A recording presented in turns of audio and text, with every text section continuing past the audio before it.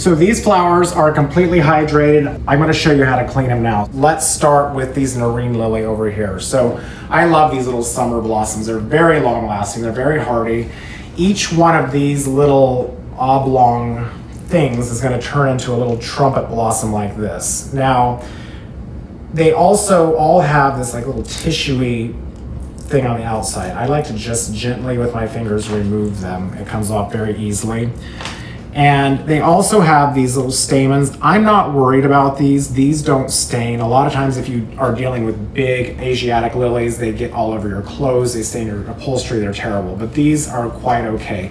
If you're worried about it, you can just gently get in there and remove them with your fingers. Now, obviously you have to wait until every blossom is open to get them all.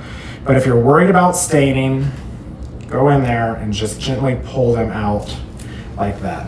Okay, so that's cleaning the Nerine, and then you can just take your scissors or your cutter, sharp cut, 45-degree angle, and drop them in clean water. There's still no flower food in that.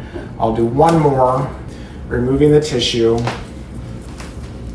Okay, just any of these bits and pieces is kind of like little hair stuff. Give it a sharp cut. Pull the stamens off if you like, and in the water they go. So they're nice and clean. Now I'm gonna move to clematis. So the clematis here has a lot of leaves, and I feel like I'm gonna leave most of them on. This one here has lost its leaf, it's just a nub. I'm gonna take that off. This leaf here is kind of broken and not so pretty, so I'm gonna get in there with my cutter and just remove that. I'm gonna leave these leaves on, and I'll show you why when it comes time to making the flower arrangements, because this is a very pretty foliage and we can actually use that as part of our design. So again, a cut, I'm gonna put them in a tall vase here with the Nerine because they're a very tall stem. They're very wiry. Again, I'm gonna remove any that are broken, that don't look so good. These all look pretty good. Cut it, and in the water. Okay, so now, let's move on to the Lisianthus. So the Lisianthus is a little more complicated, not much, because one stem, some of these stems have multiple shoots. So I'm gonna lay it down, and I'm just with my fingers going to peel off these broken, diseased leaves. I'm glad they left these leaves on because they act as a packing material, but let's just remove the majority of them. And then go to the top, see what we have here. If there's any broken buds or any that are diseased, remove them. These look pretty good. You can remove more leaves later, but for the time being, I'm going to leave it at that. Again, cut and then in the water. So this one here, it's a single stem. The flowers look pretty good. Don't be at all surprised if there are going to be some broken ones in here or some that just don't look good, but these have opened up quite nicely. This really pretty ruffled purple summer blossom. And then putting that in the water. Okay, I'm gonna move on to the hyacinths now. So the hyacinths have really gotten big. They smell even better, I feel like, than they do in the spring.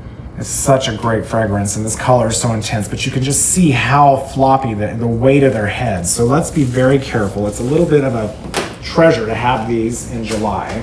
What I want you to do is just leave them flat because they are soft. And at this point, it's a pretty soft stem, and we need to support this head. So when I make my arrangement, I'm really gonna embed these deep into the arrangement so that it's about to blossom. But for this time being, let's go here and gently remove all these. You're going to even have these little babies tucked down here.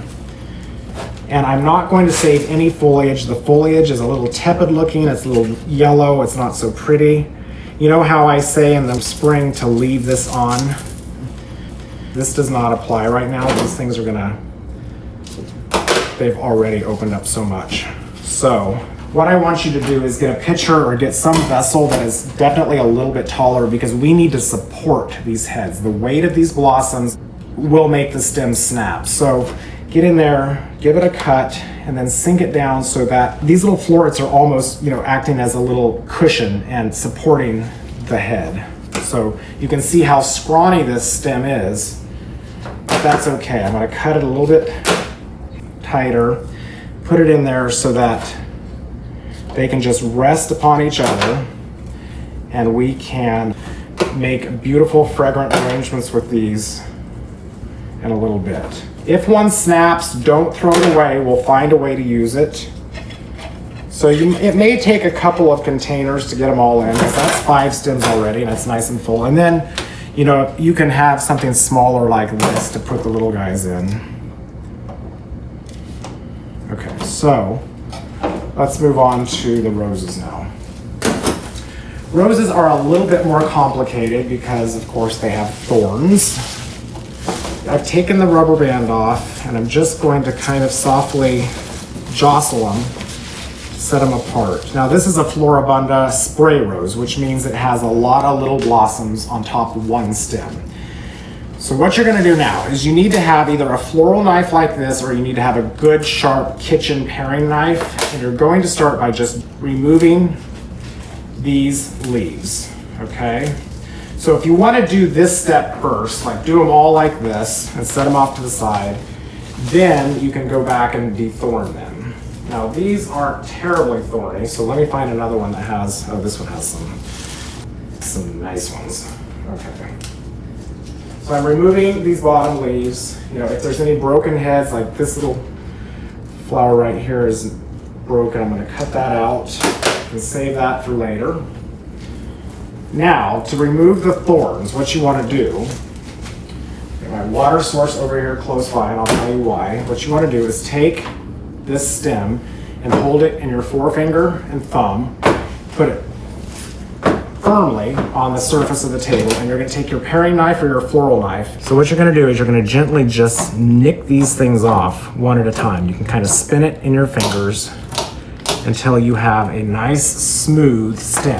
Now, once that is done, the trick with roses is that you want to give these a cut, and you want to get these in water within 3 to 5 seconds from cutting the stems. So, a sharp cut, 45-degree angle. The reason why I like to do a 45-degree angle, I'll just do a little cut to show you here, is because it has more surface area. So if you look at a regular flat cut, it doesn't have as much surface area for the stem to absorb water as a 45-degree angle cut does.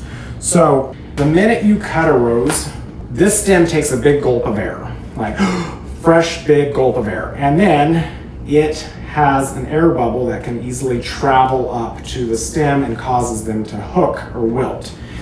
That's why you want to cut them and quickly get them in water immediately. So cut them and immediately, 1 or 2 seconds, get them in water. Do not cut them and then go answer the phone and set it down and then come back and 5 minutes later put them in water. Get them in water immediately. In fact, some people even go so far as to have a low dish and cut the stems underwater. I feel like that's a little bit extreme, but if you just think about it and do this with certainty and speed, your flowers will open up very nicely. So that is the cleaning process. I'm going to continue to clean the rest of these, but these are all ready to arrange now, and I'll come back in a few minutes and we'll start to make arrangements.